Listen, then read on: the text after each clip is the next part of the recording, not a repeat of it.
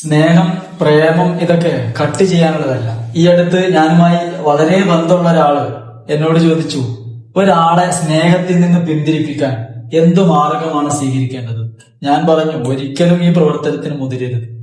കാരണം സ്നേഹം കട്ട് ചെയ്യാനുള്ളതല്ല.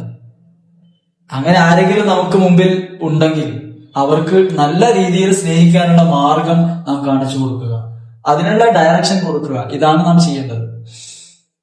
ഇത് പറയുമ്പോ എന്താണ് സ്നേഹം, എങ്ങനെയാണ് സ്നേഹിക്കേണ്ടത് എന്ന് നല്ല ബോധമില്ലാത്ത നമുക്ക് ചെറിയ ആശങ്ക ഉണ്ടാവും. കാരണം ഈ കാലഘട്ടത്തിൽ സ്നേഹത്തെ മറ്റൊരു രീതിയിലാണ് നാം അവതരിപ്പിക്കുന്നത്, കാണുന്നത്, നാം അറിയുന്നത്.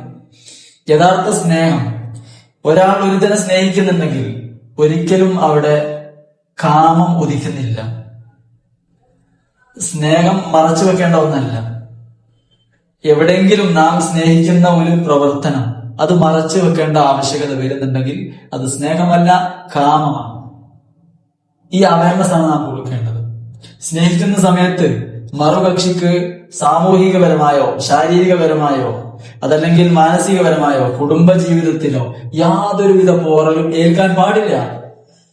ഇതാണ് യഥാർത്ഥ സ്നേഹം. ഇന്ന് എവിടെയാണ് ഇങ്ങനത്തെ സ്നേഹങ്ങളുള്ളത്?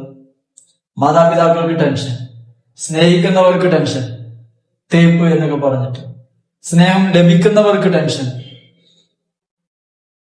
ഇത് എന്തുകൊണ്ടാണ് സംഭവിക്കുന്നത്? സ്നേഹിക്കുന്നത് മൈൻഡ് ടു മൈൻഡ് അല്ല. അവരുടെ ശരീരത്തെയാണ് ഇവർ സ്നേഹിക്കുന്നത്. അതിന് സ്നേഹം എന്ന് പറയാൻ പറ്റില്ല. അത് കാമമാണ്. അത് മനസ്സിലാക്കി കൊടുത്ത് അതിൽ നിന്ന് പിന്തിരിപ്പിച്ച് നല്ല സ്നേഹത്തിന്റെ റൂട്ടിലേക്ക് ഒരാളെ വഴി തിരിച്ചുവിടുക എന്നുള്ള പ്രവർത്തനമാണ് നാം ചെയ്യേണ്ടത്. ഇതൊരു സ്കില്ലല്ലേ? ഏജ് അപ്രോപ്രിയേറ്റഡ് ആയിട്ട് നമുക്ക് പല സ്കില്ലുകളും, മൈൽ സ്റ്റോൺ നമുക്ക് എല്ലാവർക്കും അറിയാം. ആ സ്കില്ല് എന്ന് പറയുന്നത് ഓരോ പ്രായാനുസൃതമായി നടക്കാൻ കഴിയുക, സംസാരശേഷി, ഇങ്ങനെ തുടങ്ങിയ ഓരോ കഴിവുകൾ നമുക്ക് ലഭിച്ചുകൊണ്ടിരിക്കുകയാണ്.